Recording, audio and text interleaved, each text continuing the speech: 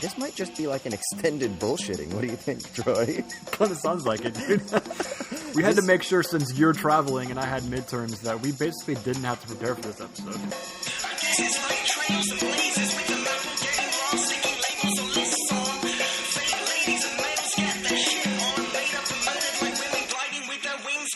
Well, hello.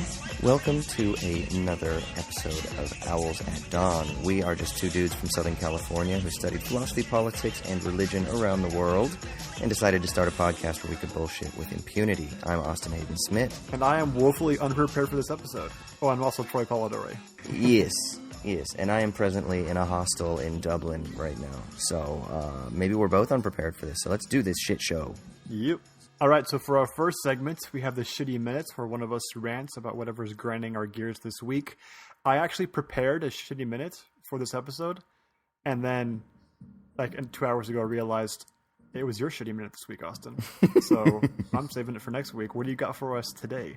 Well, I am going to basically just express a little bit of, confusion about why human beings don't like certain foods. I just don't get it, dude. I fucking like everything. You put it in front of me. Brussels sprouts was that thing when you were a kid where they're like, oh, you gotta eat your Brussels sprouts. I fucking love Brussels sprouts. I fucking love Brussels sprouts. They're amazing. So this is what I don't understand. Why the fuck are people so goddamn picky when it comes to food? The only food that I won't eat is the food that makes me go into anaphylactic shock. That's it. Other than that, I'll eat the shit out of it. I'll put it in front of me. Tell me about it. I could go to Scotland. I'll eat some goddamn haggis. Do you know what haggis is? Do you know what haggis is? It's sheep guts, right? Yeah. Sewn up inside of a sheep's stomach and then cooked. It sounds terrible, but I just think of it like a big hot dog. It's the same sort of thing. Just tastes a little different. It's just a little spicier. I think it's phenomenal. I just don't understand it. Why are people so picky, man? Food is amazing. I want to be like, you know how dogs sniff their way through life? I want to taste my way through life. And I just want to taste all the tastes. Except for shit. But that's different. There's a biological reason why shit tastes bad. Right? So, unless it's going against the actual essence of my biology, then I just don't understand why people don't just try everything. Do you have any foods that you don't like, Troy? Yeah, I guess so. I mean, by foods, you can't include poorly made stuff, right? You're talking about specific foods from different cultures made to relatively to the best of their ability, right? Yeah, exactly. Yeah, if someone like I said, if someone rubs, I don't know, some fecal matter into your Indian curry, well, that's different. Yeah, or if it's rotten tomatoes, that's different. That goes against the biological purpose of our taste buds and olfactory senses that contribute to taste. Or what about we've both lived in Scotland for a time. Yes. The local Chinese food in Scotland is basically chunks of random meat boiled in water and then poured with some god-awful sauce on top of it that bears no resemblance to either Chinese food or American Chinese food. Does that count? I don't like that at all. It was gross. Yes. See, again, push comes to shove, I'll eat it. Well, yeah, you'll eat it. I ate it too. But do you like it? Well, okay, that's what I mean. I'm not saying I like everything, as in oh my God, I just had the best Chinese food in Scotland. Those words have never come out of my mouth. That's the tagline for this podcast, the best Chinese food in Scotland. Deal. I mean, I've had the best Indian food in Scotland. My favorite Indian food restaurant in the world is having not been to India yet, but it's in Dundee in Scotland. Balaka Indian food restaurant. Shout out to Balaka. My favorite Indian food ever. But yeah, man, I don't know. But you know how people are just adamant, I will not eat that. It's gross. That's different, right? I just don't understand that. I just don't they're I don't eat tomatoes, or I don't eat spinach, or I don't eat spinach. I've heard people say that. Oh, you've heard people say that. Oh, okay, yeah, spinach is awesome. I love spinach too. Dude, that's my point. I love everything. Why do people not like things? People, just eat shit, man. Don't eat shit, but eat stuff. Eat varieties of things. It's good. What's the most exotic food you've ever had? I had alpaca once. What is that? They look like llama. They look like what? Llamas. Like a llama? Yeah, it looks like that. An alpaca. Oh, so it's meat. Yeah. Oh, yeah. This was pre plant-based days. Okay, I have no idea what that is. I had alligator. I had alpaca. Yeah, alligator's good. It tastes like chicken. Really? Yeah, really good. Grill it up? I mean, I didn't cook it. I was at a restaurant. In Glasgow, there's a restaurant that makes exotic meats, or that cooks exotic meats. It's called Kublai Khan. And yeah, they do all kinds of stuff. Like they have like horse and rabbit and alligator and all kinds of weird shit. And I think the meats rotate. Like sometimes they do different stuff. And that night, that was their selection. Yeah, and I had alligator, I had rabbit, and I had alpaca, and I may have had something else interesting and unique. But I think that might be the most exotic, just because it's the most, I don't know, the most different of foods. Okay, I can buy that. Your shitty minute's pretty uncontroversial this week. Is it? At least for me. I don't even know who you're arguing against. Well, I'm not arguing against you. You're my friend. We don't argue. We just talk. And apparently we just agree with each other on everything in this podcast anyway. I just wonder if there's like who are the people out there who are disagreeing with that? Oh, dude, there are people who just don't like things. There are many people. Well, I guess I'm basing this on anecdotal evidence. I have come across, maybe it's just my luck, I have come across many people in my day that are very picky eaters, you know? For instance, I dated a girl who might be listening to this podcast right now. Shout out to you, Carol. Who, when I first met her, she only ate like chicken and potatoes. That was it. And I remember being like, girl, you don't eat fruit? She's like, I don't eat fruit. I was like, how do you not eat fruit? Fruit is amazing. And I remember, I think like the first time she ever ate kiwi was with me. And kiwi's delicious, man. And maybe, right? And maybe even like watermelon too. She might have only had watermelon. I don't know. I remember like strawberries, no. Kiwi, no. Watermelon, no. I mean, that's what I don't understand. But, and again, Carol, you can yell at us on Twitter if this is not true. I believe that her horizons have been expanded now, and now she's tasting other tastes in the world. But I have known many people that they just don't eat this or they don't eat that because they're like, I don't like that. I'm like, well, how do you know you don't like it? And I just don't understand how people couldn't like certain tastes. Just don't get it. This is why I'm glad we grew up in Southern California. I was super picky as a kid. Were you? Like, I had plain hamburgers until I was like 12 or 13 years old. Literally plain. Like, ketchup, patty, bun. That's it. Right. But then, because you grew up in Southern California, you literally, to survive, you have to learn to eat everything. Because it's just everywhere. Unless you want to have no friends, you have to learn. That's true. And so, I did. Yeah. Yeah, see, I wasn't allowed to be picky when I was younger. And, of course, I wanted to be picky. But my stepmom and my dad, they pretty much were like, no, if we're going to make a meal, you got to eat it. Now, they did allow me one food preference that I was like, hey, I just don't ever have to eat that. And they were like, okay, cool, we won't, or like if we do make that, we'll make you a special dish. But they didn't want to have like a special menu that they had to make for me all the time. And they were like, plus we want to introduce you to new types of food. And of course, as a kid, I thought they were just being totalitarian assholes. And maybe they were. But you know what? That's okay. Because guess what? It worked out in the long run. And I thank them so much for that. Because I've eaten everything. I mean, within reason. But yeah. So basically what you're arguing, Austin, is totalitarianism. Is it really that bad? Sometimes it's kind of cool. Like Slate Pitch by Austin Smith. In hindsight, you know what? That shit kind of changed you and made you into a better human. Yeah. Yeah, fuck democracy.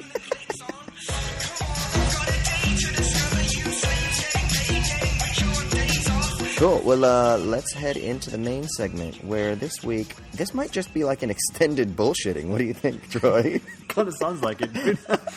We had to make sure, since you're traveling and I had midterms, that we basically didn't have to prepare for this episode. Yeah. So this week, we are going to be talking about, I guess, Mars and colonizing Mars. I mean, paying particular attention to the hubbub surrounding Elon Musk saying he's going to have people traveling to Mars by 2024, which is very soon. Yeah, and then I guess... Go ahead, Elon. Go ahead, Elon. Good luck on that one. Well, yeah, so let's get into it. So we're going to talk about this. Troy, like, what are your initial thoughts about colonizing Mars? Okay, literally, my initial thoughts were... You proffered this up as a potential main topic for this episode. And I thought, that sounds interesting. I think I have literally nothing to say about that. And then you were like, oh, but there's some philosophical background to that. I was like, cool, can't wait to hear it.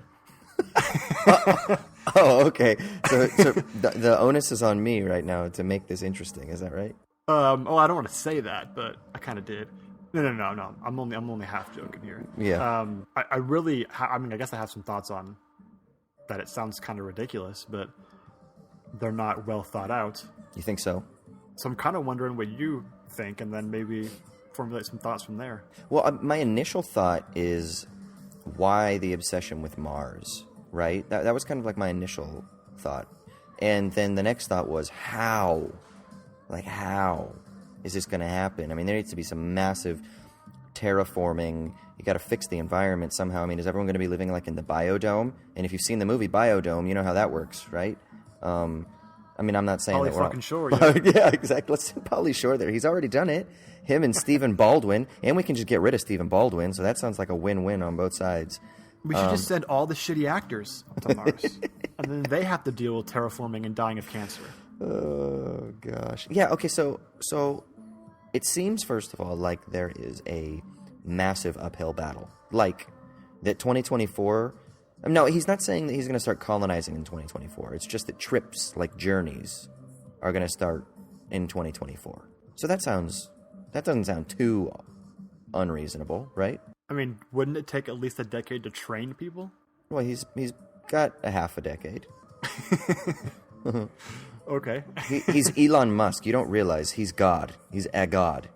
Does Vegas have the odds on that actually happening? Because I guess it's like plus 5 billion. That'd actually be a really good one. Well, okay, so just not even because I was trying to be prepared, because I don't want to act like I was trying to be a brown noser against you. But last night I did happen to read an article that was talking about these very, I don't know if it was NASA or whoever the fuck it was, but someone is, and it wasn't Elon Musk, is sending up rovers to start like terraforming, and they think by like 2030 they'll be ready. They'll have the capacities to start actually doing things. But right now they just launched a new rocket that is supposed to go to explore to see if life ever existed on Mars. So I don't know, like, previous ones like the Mars rover, it was like collecting data samples, and they were like, oh, let's see if we get some water samples or if there's bacteria and stuff like that. Well, now they're like going with the explicit intention of trying to find whether or not there was ever any possibility that life was able to be sustained within the minimal atmosphere on Mars as it is.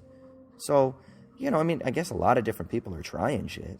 Yeah, I mean, obviously I think we're kind of speaking out of our league in the scientific sense, but right. Wouldn't you not even be able to live on the surface because of the thin atmosphere? Wouldn't you have to like live underground? I think I heard that somewhere at some point. Oh, they'd have to live underground. Yeah, underground. So I mean, wouldn't you have to like build lots of infrastructure? Well, I think that's to get that done. That's why I made the joke about Biodome, because I think that's what you'd have to do, right? You'd have to build this massive enclosure that would allow you to like grow plants and vegetables and things like that. So I don't know. I will say this. So the philosophical significance comes, from my perspective at least, in my interest. I had a brief love affair with Russian cosmism, which is the sort of it took place during the Soviet Union in what did they call it? The art form, socialist realism, where socialist realism is the idea that art within the socialist regime of the USSR was meant to depict socialist principles and socialist ideas and socialist utopias, and it was pretty heavily monitored, by the various power structures. But the idea was that in a lot of these art forms, that you would be creating forms of human life that might not yet exist, but that would spur us on to try to realize them, right? And Russian cosmism was one such sub-movement within science fiction, literature, and I guess you would even say films. Like, I think like a film like, well, no, because Solaris is definitely not, a positive, uplifting, utopian future. But the idea was that you would create a civilization on another planet or in another world or in another time, and that would somehow affect us in the present to want to live out those realities. And that's what I think is interesting. And I think that that's kind of what's happening here. It's American cosmism, capitalist cosmism is kind of what it is. Yeah, here's the issue, though, right?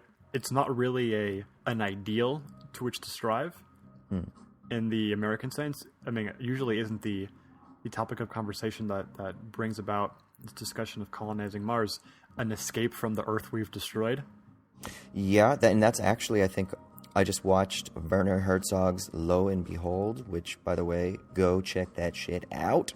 And then it had a live Q&A with him afterwards. And that's one of the things that he talked about because he interviews Elon Musk in the documentary, which is a feat in itself because apparently he's extremely difficult to get on camera. And actually Herzog even talked about how awkward of an individual he is. Like Herzog asked him a question. He said, "Do you dream?" And Elon Musk paused for a minute before he responded. And then kind of came up and said, I don't really dream, but when I do, I dream of, I can't remember, it was negative things or scary things. It's fearful things, which is very interesting, very intriguing into the psyche of somebody, right, that is producing such amazing works. It's almost like he's running from something or that he feels this burden so great. I don't know. It's very interesting. That's a fucking act. You think? No, I don't know. Oh. It could be. But no. But the interesting thing is in this documentary, he talks to Musk about this idea of colonizing Mars to, provide a possibility for future escape in a world that we destroy, or for a world that we destroy, or because of the world that we destroy. So, yeah, I guess I see that. But at the same time, I wonder if there's just this insatiable desire for the frontiers that we must exceed and go beyond. And what's next? Space has always been the great adventure, and now we have the means to actually do it. So it's kind of both and, right? Yeah, I mean, I love the sense of exploration and frontiership and stuff like that. That's all great. I mean, I don't know. Were you much of a Star Trek guy? You know what's weird? I've grown more to appreciate it as I'm older, but not growing up, no. Yeah, I mean, I was always kind of off and on growing up. And I love TNG and stuff. But I thought one of the more interesting series was Voyager, because in Voyager, I actually haven't watched a whole lot of Voyager, just a little bit, but they get lost and they have to make a multi-decades long journey back, and most of the people who are alive aren't going to make it. And so you have this sense of, well, whatever the hell we're going to do, it's going to be for its own sake. There's ultimately no end goal or salvation necessarily in mind for most people. And I kind of loved that in the sense that you just had an almost death of God experience, or whatever transcendental thing that gave you meaning and situated your life is now gone. So now you have to sort of transvaluate, create your own values. And that's does not happen in America. We're either just hold on to whatever transcendental thing gives us meaning, which usually is horrible, or we're full-on nihilists. Just fuck it all and cynical about it. Let's go to Mars because that way, if a virus wipes out humanity, some of us will still survive. Right. Oh yeah, that's a great motivation to to do decades and decades of technological work and progress. That is interesting. You know what this reminds me of, and probably just because I'm obsessed with it at the moment because I haven't gotten able to see it, but have you seen Adam Curtis's new documentary, Hypernormalization? I haven't even heard of it. I didn't know Adam Curtis had a new documentary. Oh, yeah. Well, this is a pre-Sticky Leaves for all of you, I guess. Adam Curtis, the amazing, he calls himself journalist, but documentarian, journalist, whatever he is, just released his new documentary, Hypernormalization. It came out 2 days ago. Just check out, there's a little 4-minute blurb that's going around that talks about the documentary, and it kind of reminds me of this. It's this idea that the word, excuse the background noise, by the way, I'm presently in a hostel in Dublin and they're moving furniture and shit around. And it's ambiance, I like it. It's ambiance, yes, that's right. It's real. It's not polished and fabricated. This podcast is gritty as fuck, yo. But the idea he borrows actually from a Soviet author who referred to during the Soviet Union, everybody kind of knew that the government didn't know what the fuck was going on. They knew that the economic policies were starting to crumble in the 70s, like around in the 70s and early 80s. Everyone kind of knew that this project was failing, but they all played along anyway. They kind of just played the game. But in the back of their minds, they all knew, and nobody really challenged anything. And the reason was because they didn't have an alternative that they could proffer. They didn't have an alternative that would actually drive them to create something new. So they just maintained the status quo. And he says that we too similarly are experiencing that same type of phenomenon, that hyper-normalization, where we realize that the politicians are corrupt. And we realize that the economic system is corrupt as fuck. But, you know, we go to our jobs every day, which he says is actually just shopping. We shop and we spend and we consume because we can't think of an alternative. And that's what he means by hyper-normalization. So his documentary is this sort of like look at the nihilism that governs Western capitalist democracies. And so I feel like that's all kind of ties in. I wonder if that's kind of what's that mentality. It's because of hyper-normalization that we're looking at Mars. It's not like we're looking at Mars like, wow, we're going to create the post-monetary world of Star Trek, you know, the world without money where we have abundance of resources. No, it's different from that. It's we're creating a world because we just got to kind of continue perpetuating the cycle that exists, and this is just the next logical extension of it. So why didn't Curtis call this, my God, pure ideology? I know. Well, as he was doing it, I was literally, he talks about ideology. I listened to an interview with him yesterday when I was flying, and he talks about the sort of appropriation of external ideologies, and then you just live them. And the thing is what he's really interested in is, Adam Curtis, he wrote, Troy, you know this, but for people who don't know, this brilliant series called Century of the Self. And then he wrote another one called The Trap, and then Bitter Lake. Those are his three, I think, that he's really known for. And he's done more prior to that as well, but those are the three more recent ones that he's really known for. In Century of the Self and The Trap, he basically talks about how there was a shift in the 50s and 60s towards radical individualism. And the problem with that is radical individualism, especially on the left, it seems to make collective action more difficult, right? Like if you're true, authentic, or what is it that Joel Osteen says, your best you now, or whatever it is, like if your best you now is what you're seeking, is that's your primary impetus for life, then it makes collective action, it makes social organizing, it makes those things very difficult, and those things become secondary or tertiary rather than primary. Whereas what becomes first is just seeking your own self-expression. And so what he says in hypernormalization is that what happens is how is it that advertising and marketing is able to capitalize on this radical individualism? Well, they create products like, let's say, the new Jaguar X-Class, right? Well, the new Jaguar X-Class, what do? They appeal to how it will make you more human and it'll make you free. They don't sell you one. It gets this gas mileage and it drives this fast and 0 to 60. And I mean, maybe, but only will they tell you the gas mileage and only will they tell you the speed so that you can feel like a more authentic human in your seeking your own self-expression, your pursuit of the true you through buying this commodity that's been externally derived, and then you must appropriate that external ideology and then live it freely, quote unquote, although it's not freely at all, right? It's just ideological control, and that is kind of part of the system of hypernormalization. And I was like, oh my god, this is fucking, he basically just did my PhD thesis in a film form. Like, hypernormalization is seriality, you know, like he probably did it in a better way. So I'm like, oh well, thanks Dick, thanks Adam Curtis. Yeah, but when Matthew McConaughey is the one selling it to you, don't you kind of just have to agree? Yeah, I want to buy a Lincoln so bad. Get that sweet Southern accent. Yeah. I love it when he's like parked and he's looking at the bison or the water buffalo or whatever it is. It's like he's talking to these animals and just spitting that true detective wisdom. Just doesn't really give a shit about anything. No. I love it. I love that, man. He's one of my spirit animals.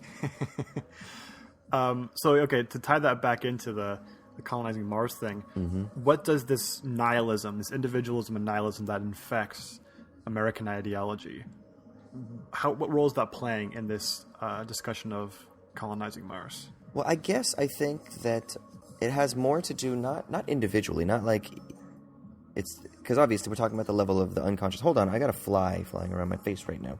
I'm gonna kill it. God damn it! All right. I'm in Dublin, too. It's not like I'm in This fucking... is some avant-garde podcast shit right yeah, here. what's going on, man? It's cold. They're not supposed to have bugs in Dublin. This is Lynchian. So I don't think, obviously, it's like a self-conscious pursuit of this hypernormalization or this idea, right? I think, but rather, it's the logical extension of a system that needs to continue to produce new things and consume, and so that we can consume new things. I mean, so basically it's just the gross next step of capitalism, right? You have a mass corporation led by a guy who, for all intents and purposes, in some ways, and I mean this in a nice way, is a little bit probably of an egomaniac, right? You have to be, I think, in order to have that level of ambition and that level just that level of ambition. Don't you think? A little bit? I mean, none of these predictions are going to come true. I mean, we can just, like, say it straight up. Hey, man, we got electric cars and shit, man. Yeah, except for in states where they're illegal. Yeah, that's the question, right? That's the question I think ultimately we can get to in a second. But I guess it's that if you have this radical system where everything is about new, novel, it's about domination, it's about seeking new resources, it's about developing new revenue streams, it's about innovation constantly. It's constantly about innovation, right? New products, produce. And that doesn't necessarily just mean like produce individual items like new iPhone gadgets and things like that, but it's also about producing desire. And when you produce desire and you're producing new needs, it leads you to fucking colonizing Mars. And Mars isn't the end of it, right? It would be something else after that. But the idea is that with regards to Adam Curtis, we can't envision something alternative. It's not like Mars is the socialist revolution or Mars is the utopian future where everything will be more equal. As a matter of fact, I think it's going to do the opposite. It's going to be like, oh God, what was that Matt Damon movie? Elysium. No, Elysium. Oh, Elysium. Remember where you had the fucking planet above the planet? It wasn't a planet, it was like a space station above the planet where the rich people lived, and then the poor people lived on planet Earth. Well, I kind of got that when he was talking about this in the documentary, that he was saying, oh yeah, if you can, get to Mars and people are going to be able to live there. It costs $250,000 to get there. You know who's going to get there? Richard Branson's going to get there. Elon Musk is going to be there. I'm not going to be there.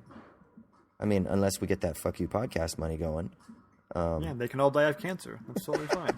Well, right. Well, yeah, that's another problem. I guess the solar rays are going to probably burn them up. But no, really, I mean, it's going to be creating more inequality. I don't think that this is like the sort of egalitarian future that is being proposed by colonizing Mars. It's just the logical extension of radical capitalist ideology, which will lead to further inequality. And I don't know. What do you think? Yeah, no, I mean, obviously, I'd be speaking out of turn to say that I have any sort of viable prediction of what will happen in the next couple decades, but it seems to me that it's not going to be like that Elysium idea, at least with the Mars thing. I guess maybe if climate change ravages the Earth to a point, there could be like, space stations right outside the atmosphere, right, that occupy that kind of social evolution or whatever. But Mars, to me, the issue is it's not going to be this, in a decade we have the beginnings of or the start of building a colony and terraforming the planet or whatever. It's going to be like in 30 years we'll have the first people who get there, and then they'll stay for a year at the most and then come back and we'll study, and then 10 years later we'll go back again, and then maybe in 100 years we'll start the process of building a colony or whatever. Right. And that's the problem, right? Anything this big, you basically have to say the generation that begins working on it is not going to see the fruits, economically or personally. And in that case, can the private sector ever work up the economic will to do that? And I feel like the answer is always, well, no.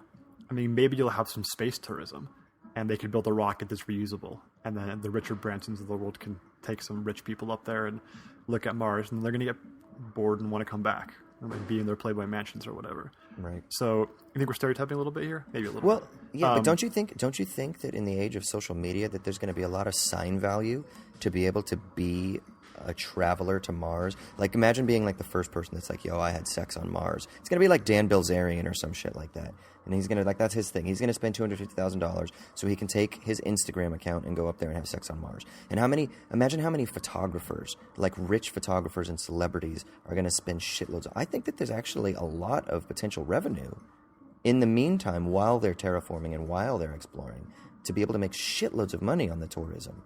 Don't you think? Yeah, absolutely. I think that the tourism aspect would definitely be a draw. But enough, because we're not talking about like the ability to fund colonizing Mars is going to dwarf like most countries' GDP over decades. I mean, that's not a thing you can fund through revenue. You basically, it has to be a collective efforts from, the UN together. And that's just, I don't know. I could be totally wrong. I'm obviously not an expert on this, but my prediction would be you can come back to this podcast in 10, 20 years and let me know. Private sector is not going to be able to do this. Well, we're still going to be going strong 10, 20 years from now. We'll be, like 1,700 episodes in? Oh, hell yeah. Or something like that. So we'll be able to talk about this podcast on fucking Mars. That's right. That's right. Yeah, I just feel like, if anything, it's going to be SpaceX does a few things, and that spurs on the public will to make NASA, or to be able to fund NASA. Because NASA's had plans for how to do this for decades. Right. They just don't have the funding to do it. Yeah, it takes a playboy billionaire. Well, I guess I don't know if he's a playboy. It takes an ambitious billionaire to be able to kind of get the ball rolling. But isn't that? I mean, I guess that from the perspective of just being productive and getting shit done, it's actually a kind of a really good thing that you have this guy that's got ridiculous amounts of resources and ridiculous amounts of ambition, because it will sort of create the ball or create the momentum that then you'll get, okay, we're going to get a collective effort from these various national bodies that are going to come together and they're going to create the colonizing Mars project or something like that. And it's going to be like China, the United States, and I don't know, the United Kingdom or something like that. Yeah, if anything, he's like the John the Baptist, right? He's walking around, he's a fire and brimstone, he's baptizing people. Yeah. Does he really know what the fuck he's doing? I mean, probably not. Probably not, but then, kind of paves the way for whatever happens in the future. Yeah. You know what? So I had a former student of mine come up to me. It was a couple months ago when I was in Scotland before I came back to LA and then left again. But he was telling me all about the John the Baptist cult. That apparently, according to some alternative theories of Palestinian history, that John the Baptist actually, in the time of Jesus, was actually just as popular, if not more popular, and that the narratives that we get about John the Baptist's death and Jesus are only the narratives that survived history, but that in reality, John the Baptist was actually more popular, more of a threat to the Roman Empire, which is why he was killed the way he was, and that actually John the Baptist was kind of seen by many more people in that day and age as the Messiah, so to speak. He was much more of a zealot, right? Yeah. You can definitely see that even in the biblical text. Yeah, definitely. Yeah. I don't know. I mean, it sounds like some Dan Brown level conspiracy theory kind of shit, but interesting. I don't know where that's just we should do a Monty Python's Life of Ryan. It's John the Baptist's brother. Yeah, I'm down. Who fucks up and does everything wrong. Yeah, I'm down. Well, he baptizes people with sprinkling for the first time. Now, screws everything are we still talking about Elon Musk? So does he baptize you with Mars dust? Yeah, how would Protestants baptize on Mars? They'd have to Can't go full immersion, right? Evangelicals? Baptists? Yeah, there's no water. I mean, whatever you bring with you is not going to be enough to do full immersion. So. Well, Christianity's learned to adapt to the various different social modes of production throughout the year. I'm pretty sure they'll figure it out on Mars. I don't know, man. There's a lot of biblical exegesis dedicated to that full immersion stuff. That's true, man. They're pretty dedicated. That is true. They're going to stop all Baptists from going to Mars for that reason. You're not allowed. That's right. Only Presbyterians and Catholics are allowed. Because you can sprinkle. So what do you think? What do you think in summation about the sort of Mars project? I mean, is it just the nihilist aspect that is interesting to you, that it doesn't really have that sort of positive viewpoint or disposition? Well, if I was going to sum up my feelings towards it, which again are not based on or well-founded on much at all.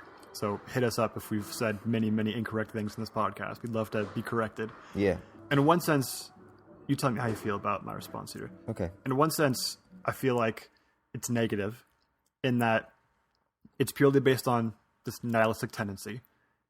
And we have so many other problems like poverty and racism and injustice and climate change and other things which, I mean, the idea that we would go to Mars because we want to escape climate change is the most ridiculous thing I've ever heard.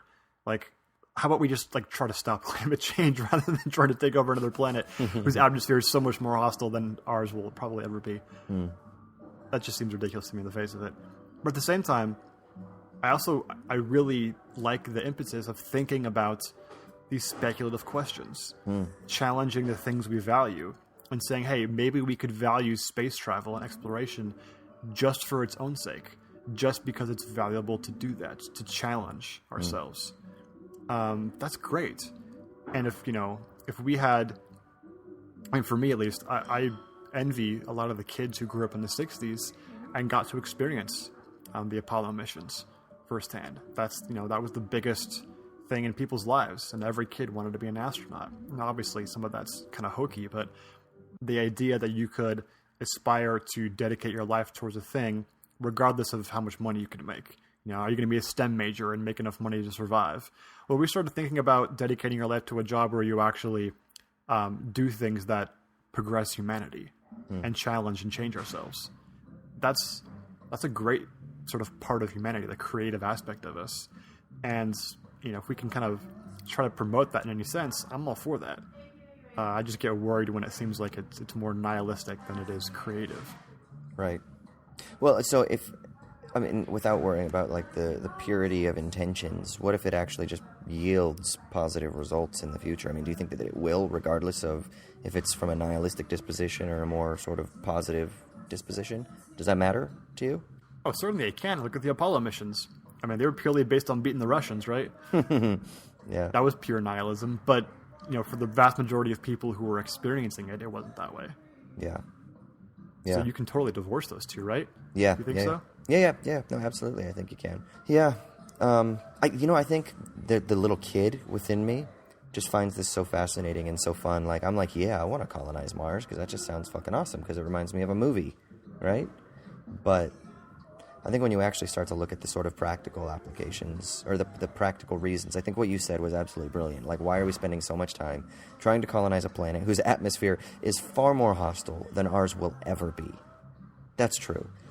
That's absolutely true. And we should probably be spending, like, why don't we have an Elon Musk that's dedicated to green technologies? I mean, he is with his batteries, right? He does have like the largest battery factory in the world now with his batteries that he's producing. But if we had more people that were worried about spending billions on alternative energies or on eradicating poverty, then we'd have your leftist superheroes that you talked about in the first shitty minute ever, right?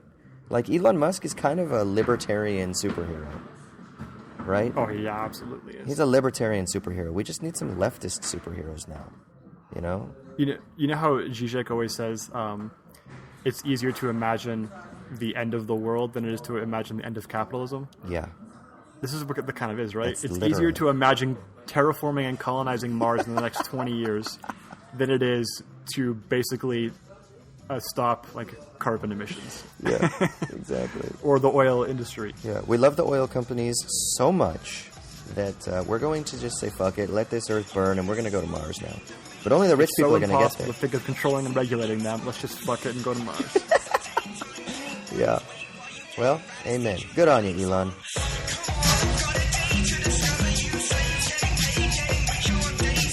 All right, sick. Well, the internet has not cut out Troy, and the background noise here has not gotten too distracting. So I'm knocking on wood, and I'm throwing it over. Speaking of wood, not because I'm listening to your hunky flesh voice, but another kind of wood. Trees. Trees. They have bark. That's wood. And what do trees produce? Leaves. And leaves can be sticky. And why can they be sticky? Well, because the brothers Karamazov said so. And now Troy is going to tell you about his leaves that are sticky this week. Damn, man. That was some beautiful poetry, like your roomie or something. So, as I said earlier in the episode, I actually prepared a shitty minute for this week, not realizing that it wasn't my week to do the Shitty Minute. So I came up with the Sticky Leaves very recently. I'm going to do my best to give you a leaf for this week. I've been reading a new book by Peter Frase, who writes for Jacobin magazine, called Four Futures. I've shared this with you, Austin. It's a little bit. It just came out, I think, actually this week. It was based on a long-form essay that Frase had written several years ago called Four Futures, and it's basically outlining four possible or hypothetical futures we could have economically and socially, and how those four futures would end up coming about. Now, really quickly, I just want to sketch for you these four options and how they come about, because I think it actually has some pretty important relevance to this discussion we just had on colonizing Mars and thinking about our own future humanity. So, Frase basically sets this up that there's two main factors that will situate our own social and economic futures. Abundance on the one hand, and equality on the other. And with those two, abundance and equality, we have the lack thereof or the fullness thereof. So abundance or scarcity on one hand, and equality and inequality on one hand. One more technological, abundance and scarcity. One more political, equality and inequality. If we get both of those, abundance and equality, so the best possible future, we have communism. That means we conquer climate change, 3D printers take over the world, we get replicator machines, whatever, we share our resources and everything's hunky-dory. Right? That'd be wonderful. That's Star Trek universe, or even better than that. If we get equality, but we don't get abundance, so we get scarcity, then we have socialism. That means we have rough, difficult lives, climate change wrecks the planet, but politically we kind of win, and so we share resources and we get through it. Although maybe there's like a bottleneck of humanity, relatively speaking. If we get abundance, we get the technological progress, but we don't get the equality, then we have what he calls rentism, which is a technological utopia, right? We get the abundance, we conquer climate change, but the hierarchy, economic hierarchy and political hierarchy persists. It lasts through it. And so we have massive inequality, and it means that those who own the means of production continue to rent it out to people, even though we have the technological means to not do that. That sounds very frustrating. Also sounds like the most likely future. I was going to say, it also kind of almost sounds like what we do have. Yeah, except we conquered climate change or whatever. Okay, we haven't done that part yet. Okay. Number 4 would be we get neither of them. Scarcity and inequality. He calls that exterminism. That means we're battling for resources and everybody's basically killing each other, and then the rich exterminate the poor. That's what we have. They're unnecessary. That's pretty bad. Yeah. Now, the point isn't to say that any of those 4 will actually happen exactly as is, and obviously it's oversimplified for the sake of it. But I really enjoy how Frase sets out these futures to think about these two factors together, because so much of the discussion about our future is either way too short-term, meaning what's going to happen next quarter or next year or next election, rather than thinking, which this is doing, decades, maybe even 100 years down the line. And also combining both the economic, political, and the technological together. We're talking about the libertarian superheroes, right? They're so focused on the abundance versus scarcity part, right? And there's almost just a hand wave towards the political. If we're going to have equality or inequality in that, because they don't go hand in hand, right? Creating replicator machines doesn't necessarily free humanity unless we have political equality, meaning we share those resources. And so you really have to have both those features. And I really enjoyed the book and how he set out how those two features would have to be fought for independently, but also together in order to achieve the best possible future. It just seems to be really lacking in much political discourse today. Yeah, it's interesting you talk about the libertarian superheroes. It's making me think again of the Adam Curtis documentaries and the idea of the radical individualism that has been established. And when you have a turn to this radical individualism, or the me generation, as it's often called, that allows a space for libertarian superheroes to emerge, like an Elon Musk. And because he's only worried about the technological innovation, he's not going to be worried about the political. So there has to be some sort of... I don't know if you would have a figure that would be both straddling both, though, right? The technological innovation and the political. you would have a figure that is just political. So you get politicians, or you get activists, or, something within that kind of realm. Or, on the other side, you get business people, or you get people who are economically minded, or they're scientists, or they're innovators, or they're engineers. And it's really rare that the two actually meet. And when they do merge together, for some reason they don't merge in a way that is beneficial to stimulating both, but rather it seems to serve the purposes of one, which primarily is ultimately the market, the economic system, right? That seems to be ultimately what is ultimately being served. So I wonder how you could come about that you would make the world of abundance as well as equality. Like how you could get both of those. I don't even know. Yeah, it seems like the most intractable problem of our time, I think, in that, the Silicon Valley types sneer at all the social justice warriors out there for being, hopelessly naive and idealistic, concerned only with their own reveries and not with actually changing anything. And then, the people on the political side, on the political left, sneer at the Silicon Valley types for their own hopeless optimism that if we just follow Moore's law of all technology and everything progresses forever exactly as is, then we'll achieve perfect utopia, which is obviously not going to happen. That just ends up in rentism at best. And so how do you combine both of those together in a way where it's like it's a parallax. You see them both together at the same time. And you don't have to choose between one or the other.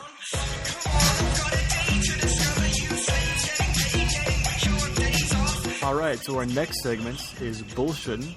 This is where Austin and I pick some topic that's either means nothing or that we know nothing about, and then just talk about it for a little bit. It's called bullshit. Mm-hmm. This week, we're doing the hashtag I'm going to miss Obama because. Austin, why are you going to miss Obama? I'm going to miss Obama. Well, first of all, I just want to say, remember, so Obama first came into office, and, everyone was all excited, hope, change, all that stuff, right? And after 8 years of Bush presidency and wars and the beginnings of, TARP and things like that, they were a little bit tired of the old Bushy. I remember there was a time within, I believe it was Obama's first term, where all the memes started coming out of President Bush looking all smug, pointing his finger, and it was like, do you miss me now? Do you remember that? Do you remember where there was a shift where people were like, we missed the Bush presidency? I literally don't remember that whatsoever. I thought everyone hated Bush. They did, but then the idea was, and it may just have been because I have a sort of sick relationship with, watching Fox News periodically. I torture myself, especially when Glenn Beck was on there, because I just found that so entertaining. But no, it was there was a time where people were kind of like we miss Bush now. This Obama presidency is going to be the worst in history, and a lot of people do think that. They are literally saying that Obama is the worst president in history, and clearly they're just racist morons, probably. But yeah, I remember that. And then now his approval ratings are over 50%. He's ushering in what will likely be the apocalypse in terms of politics. And I don't know, man. I feel like everyone's riding high on Obama. After Clinton, they were like, man, can't Clinton just run for another 8 years? People are like, man, can't Obama just stay in office? Or can't his wife become president? That's all you're constantly hearing these sentiments. Yeah, notice his approval rating is directly or inversely correlated with how close we get to the election, right? People are weighing the alternatives, and they're like, yeah, I kind of like Obama. Yeah. Yeah. I mean, I don't want this to be a hagiography of Obama, because dude's still Joe and Brahms people and shit. Yeah, exactly. And Obamacare doesn't have a public option, so fuck that shit. Yeah, so we're not obviously going to be this worship of Obama. That said, given the alternatives, that was a pretty damn good presidency compared to the rest. I think so. Well, this is why I'm going to miss Obama. I'm not going to give any sort of substantive reasons. I'm going to give a bullshitting reason. And it's because he was the only president that I can remember that actually could shoot a three-pointer. Oh, fuck you, man. Awesome. You knew that was mine. You knew it. You stole it. Oh, no, was that yours? Okay, fine. Then I'm gonna take it back. Reverse, rewind. My favorite reason is because he clearly was a smoker and a drinker, and he had to hold himself back while he was in office. You know that motherfucker liked to drink. So, but he couldn't. You can't drink that much when you're president because you only get like, I don't know, 4 or 6 hours of sleep a night. You can't be hungover when you might have to go to the Situation Room at a, drop of a hat.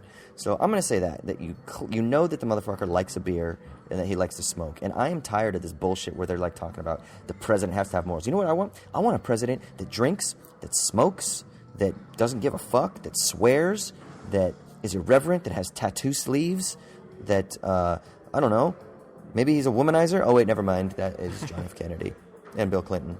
We've had that. No, but that's what I want. You I want John Paul Sartre to be president of the United States. Is that what you're saying? Yeah, I want Sartre with tattoos to be president. Come on.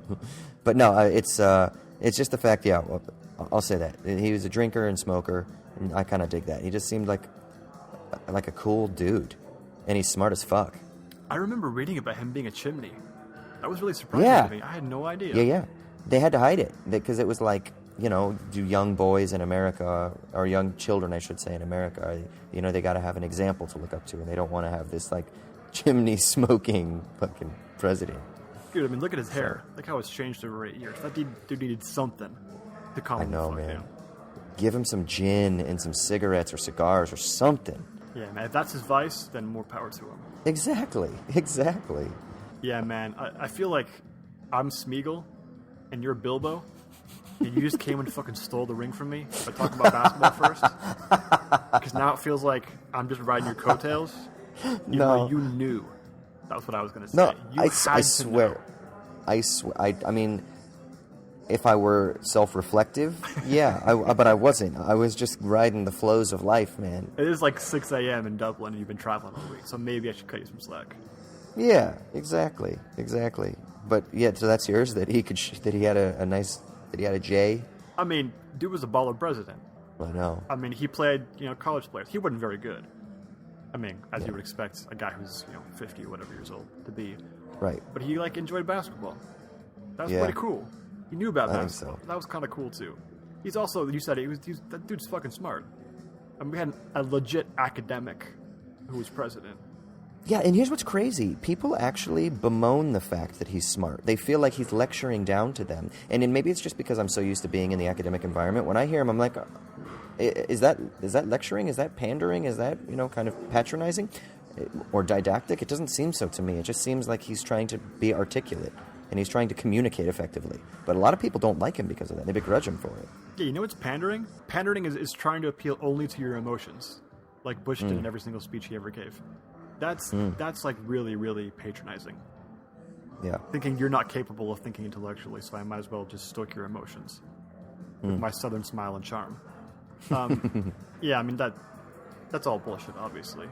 Right. And certainly, we're not hearkening back to the days of, like, Roosevelt or whatever, giving fireside chats explaining issues of policy to the nation. Right. But I do want that, though. What? I want that, though. Yeah, exactly. I want fireside chats. Dude, we've got fucking social media. How hard would it be to take a half hour every week to just fucking do a live feed on YouTube where he's like answering people's questions or saying, hey, look, this is what's going on. Why wouldn't he have done that? If any president would have done that, it would have been him. You know that fucking Trump is not going to do that. And, I mean, I don't know. For some reason, I don't think Hillary would do that either. She doesn't seem like the type. Well, maybe she would, though. But she's just not a very effective communicator in the way that Obama is. It would just be bullshit to the thing, I feel like. Yeah. I mean, like YouTube chats every week, it would just be bullshit about the status quo, whatever. It wouldn't actually be informative. Well, what about Elizabeth Warren? Let's get her. Why can't she just do fireside chats for us? Yeah, that'd be pretty cool. God, that'd be so awesome. The bully pulpit is underrated, I feel like. What's People the bully always say, pulpit? like, oh, you can't use the bully pulpit. I mean, just the president or someone in political power just getting out there and saying this needs to happen without any actual right. way for the executive branch to actually do it. Just to say it, right? Like, the reason you're the president is like 90% bully pulpit. Everybody in the country knows and everybody in the world knows who you are. We call you the most powerful person in the world. You're not. We call you that. Might as well use the fact that you're thought that way. I mean, use the bully pulpit. I got no problem with that. No, I agree. I know. Well, I will say, like we said, obviously the Obama presidency wasn't the second coming or something like that. But relatively speaking, we're gonna miss you, brother. We are gonna miss. I mean, sir, we are going to miss you. Yeah, I hope Obama doesn't just like move out of the country and then we never see him again. You know what I hope? I hope that, you know how people say that, oh, he was shackled by the Republican Congress and stuff like that? I hope that now that he doesn't have that shit, that he just becomes a raving fucking, like, leftist, you know? Like, just go back to Chicago or wherever it is and get involved in community organizing, but, like, fucking crazy, like, left-wing social justice shit. Like, come on, do it. Starts wearing Che Guevara t-shirts. Yeah, just be true to that self that we know that is in you. Come on. Hope change. It hasn't ended. Dude, ending the Cuban embargo was the first step to embracing full communism. There we go. Maybe he's trying to just open up the cracks in the dam. Yep. Fox News was right all along. With first-class legroom, free cocktails for everyone, and a schedule you can depend on. Well, sweet. Well, now it is that time to shift things to the music side of the world with This Week in Hip Hop with Michael Burns. I have no idea where in the world he is right now. He might be in London. He might be in Bristol. He might be in Los Angeles. He could be in Minnesota. He likes Minnesota. But I know he's not in Dublin with me right now. That's all I know. So, Michael, what you got to say about hip hop this week?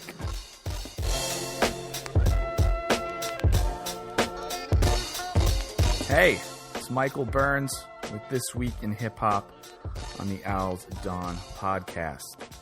Hope everyone is doing well and having a lovely week.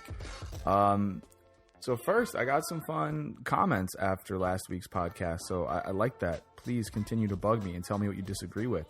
My friend Will, who's a member of a younger generation and appreciates things that I sometimes don't, recommended the recent Young Thug album, Jeffrey, as an example of really good bad rap. And fuck me if that wasn't an incredibly fun album to listen to. I would never defend Mr. Thug as a significantly talented lyricist, but it's a fun album. And then the dude Matt Reyes asked why I was so hard on Wayne and J. Cole. And I get that. You know, it's kind of two random examples for me, but they also make me think of someone, this is a weird analogy, who would be like an incredible chef at home and would make you a crazy good meal.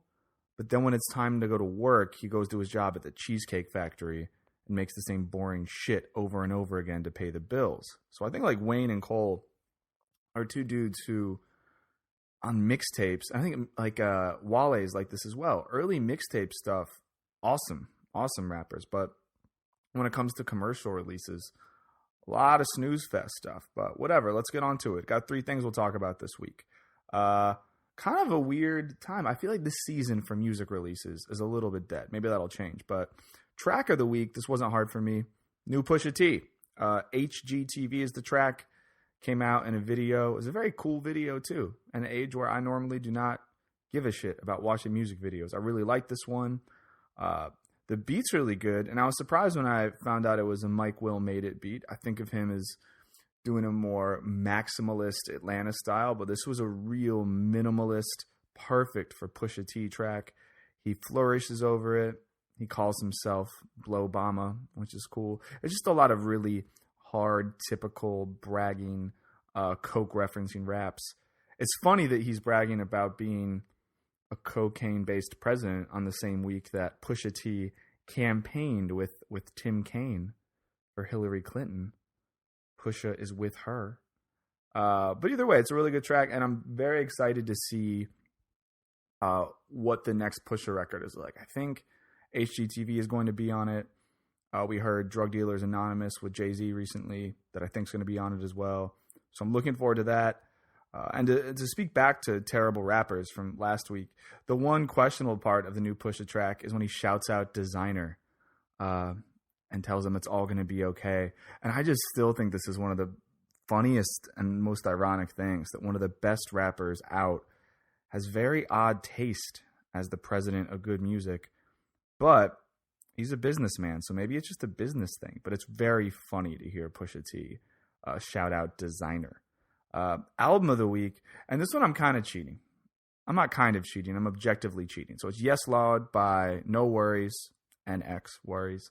The reason I'm cheating is because I haven't been able to listen to the whole album yet. I don't have Apple Music. It's not on Spotify. And I'm a little broke right now, so I didn't buy it. And I'm sorry about that.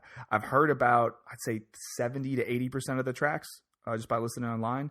So I'm confident with saying that it's probably the best hip-hop related record that came out this week. And I'll say this. I mean, while obviously Anderson .Paak's vocals are the very obvious high point of the record because the dude is a damn star, and it seems very clear that 2016 is probably going to be his year. But for a lot of hip-hop heads, what's going to be dope about this record is Knowledge's production. Sorry, my throat just did a thing, but I'm not going to re-record it. Deal with it. I'm a human. But Knowledge's production, for me, I think for a lot of hip-hop heads, is really the standout part of this record. I'm sure we've heard Knowledge before, whether it be on his beat tapes, earlier, No Worries stuff. He's produced for Kendrick and a ton of other people. But he really wears the Dilla influence on his sleeve in terms of like the drums and the time signatures he's using.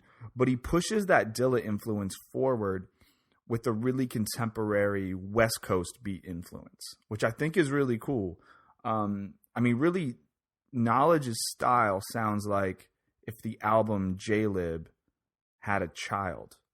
And if you don't know J-Lib, you have homework, get on it immediately. But he really does sound like the child of that sound, that mixture of the kind of grittier, jazz-influenced Dilla style of production and that kind of soulful, weed-soaked Madlib style of production from the West Coast.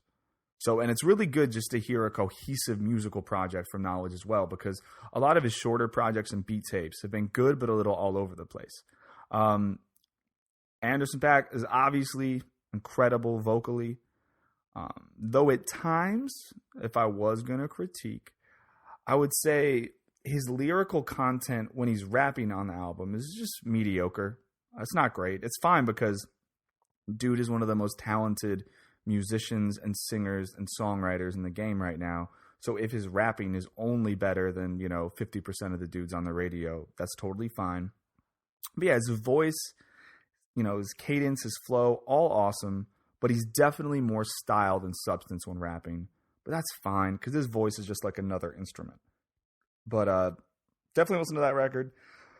Be a better person than me and maybe think about buying it. And it's just cool that No Worries is on Stone's Throw and follows that trajectory of mixing two unique artists with J-Lib, Mad Villain, even the Lice project. While I don't think it was released commercially, the Homeboy Sandman and A$AP Rock thing that Stone's Throw put out. So Stone's Throw is good at doing this, mixing people together. That's awesome. And if for any reason you're in Los Angeles, there's a Stone's Throw Fest in a week or two. That sounds so dope. Last thing, a slept on project of the year. There's a lot, but I'm going to bring up one right now, and that is Dave B., young rapper out of Seattle, and his album Tomorrow. Okay, so Dave B., the album is Tomorrow. He's from Seattle. He is not an affiliate of Macklemore. It's important. But it's an album that came out this year that I think has been really slept on. I have not seen many people write about it or talk about it. The production on the album is from Sango of Soulection fame. You know who that is. You like him. And knowing that the productions from Sango can already tell you a little bit about the style of the project. It's available on SoundCloud and Spotify, so you don't have to pay money to listen to it. But it's really good. I think it's good for fans of, if you like Gold Link and his recent projects, you'll love this. I think there's a cool influence. Maybe it's obvious. Maybe I'm just listening into this of the kind of trippier vibe of some 90s and early 2000s West Coast rap. I'm thinking like Farside and Hieroglyphics. If you like Soulection production, you'll love it. I think in some ways you could almost look at this, and he said in an interview he doesn't like being compared to Chance, so I'm sorry, Dave B., if you listen to this. But it reminds me of like a less churchy and more progressively produced Chance the Rapper in terms of what he's doing. It's ironic that it's less churchy because Dave B. is the son of a preacher man. But of course, too, I think you could fit it in a circle with a lot of Mick Jenkins music.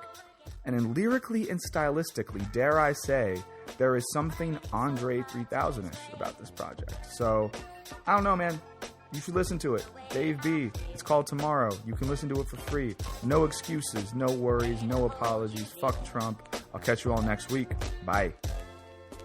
Here I go. The sky as smoothly as a bird, you scarcely realize you are traveling. All right, thanks for that, Mike. I'm pretty excited about checking out this new No Worries Anderson .Paak knowledge collaboration. You heard it yet? No, I think because he recommended it a little bit ago, and I think I didn't even know who Knowledge was, because obviously I'm not a hip hop head. That's why we got Michael on this podcast, to teach my ignorance. But no, I didn't even know about it at all. But I'm stoked, and I will say this: I actually do have Apple Music, so. Literally, as soon as we end this thing and we hang up, I'm just going to put that shit on as I walk to the bus stop to go check out my new flat. Well, hopefully my new flat. Apple Music, man. You gotta take a lesson from Eve. Take the apple you're not supposed to take. What's the? I don't know what that means. Are you just supposed to like illegally pirate music? Is that what you're trying to say? I would never publicly advocate that. Is that what you're publicly except advocating? Using figurative language. yeah, exactly. But yeah, so I'll definitely check that out. Have you listened to it at all, or any of it? No, I just heard it came out this week, but I haven't checked it out yet. I loved Anderson .Paak's last couple records, though, so I'm excited about it. Yeah, I mean, I think, again, this shows my ignorance. The only time I even heard of him was on that Mac Miller track, Dang. And I was like, oh, he's got a sick voice. And then Michael keeps talking about him like he's won 2016. This is the year of Anderson .Paak, so apparently he's doing the damn thing, huh? Oh, you gotta check out Malibu, dude. I mean, Mike will tell you, but it's great. Is that his album? I think you'd love it. It's definitely up your alley. The one that came out earlier this year, yeah. Okay. Well, there we go. Malibu. I will do. It'll remind you of being in the OC, even though it's Malibu, not the OC, but it's got an OC vibe to it. Malibu's like OC North. It kind of is, yeah. Yeah. A bunch of rich fuckers, bunch of little white people running around, spoiled. You got that university, Pepperdine, overlooking the ocean. People are kind of surfers, good restaurants. It's kind of OC North. Yeah, I can see that. The white flight just kind of stopped going west. Yeah, exactly. It's like OC North and plus. Because Malibu has a little bit more money, I think, on the median than OC does generally. But yeah, they just didn't want to end up in Ventura, is the deal. Yeah, exactly. Or Oxnard, God forbid. Yeah, exactly. I'm kidding. I mean, I like Ventura, so like if you're... I love it too. Yeah, but you know. Yeah, all right. The Malibuites don't. No, they don't. All right, cool. So that is the episode for this week. Thank you so much for checking us out. We'll be back next week. As always, even though... we're kind of scattered and running around, and I'm staying in Airbnbs and hostels and jumping all over the place. But I think next week I'll be a little bit more settled. So, yeah. So hopefully it'll be a little bit less... I don't know. Can you hear the ambient noise right now where I am right now in this crowded place? Yeah, man. You got to get that flat. I know. I got to get my flat set up. But in the meantime, hit us up on our social media sites, Twitter, Instagram. Our handle is owls_at_Dawn. I guess it would be at owls_at_Dawn. But I guess you already knew that because handle implies the at the beginning. That's how I like you can. They got it, bro. Yeah, they got it. All right. Yeah, they're more savvy than I am. Hit us up. Hopefully in the next couple weeks here. I know we keep saying we're going to do this, but we really are going to do this. We're going to do a sort of listener-based episode with some questions. We kind of already did one with the free will one, but we're going to do another one in the future. Kind of want to do those periodically. So if you have any questions or topics or thoughts or concerns that you think would be cool to hear us bullshit about for about an hour, let us know. Also, feel free to go over to iTunes and hit us up with a review and a rating, preferably a 5-star rating. 5-star rating. And if you hate listen to us, please keep hate listening. Just don't rate or review. I mean, you can review, just don't rate. And tell us why you hate us, and that'll be great because that's like dialectical tension, right? Like two opposing conflictual sides and come together for iron sharpening iron or some shit like that. I don't know. You can 5-star something you hate, right? You hate it with 5 stars worth of hatred. Yeah, please. Okay, there you go. Hate rate us with 5 stars. All right, y'all. Das Dani Amerikanski.